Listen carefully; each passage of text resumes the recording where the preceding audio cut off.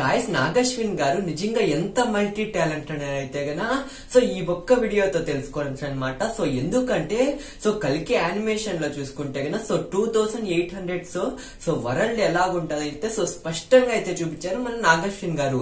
So అప్పుడైతే currency అయితే ఉండదన్నమాట. సో చేతికైతే యూనిట్స్ ఉంటాయి, ఇప్పుడైతే చేతిలో కరెన్సీ అండ్ ఫోన్ పే లో మనీ ఉంటది.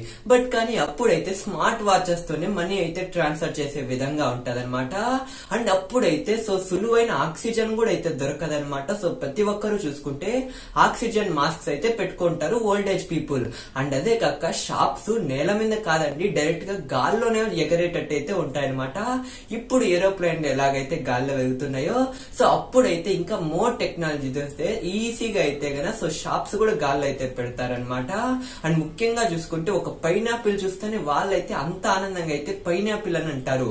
సో అర్థం చేసుకోండి ఫుడ్ కూడా అప్పటికైతే ఎలా మారుతుందని. ఖచ్చితంగా టాబ్లెట్స్ కూడా వచ్చేస్తాయి అనమాట. సో స్పష్టంగా అయితే చూపించారనమాట నాగశ్విన్ గారు.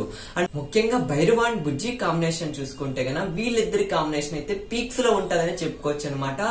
ఎందుకు అంటే బుజ్జి మాట్లాడడమే కాదు మనుషులు ఏ ఫీలింగ్ తో ఉన్నారని కూడా అయితే చెప్పేస్తుంది. మీరు ఈ షాట్ లో చూసుకుంటే గన సో భైరవ అయితే ఓవర్ కాన్ఫిడెన్స్ తో అండ్ బ్రహ్మానందం గారు అయితే గన సో ఫ్రస్ట్రేషన్ లో ఉన్నారని కూడా చూపిస్తుంది.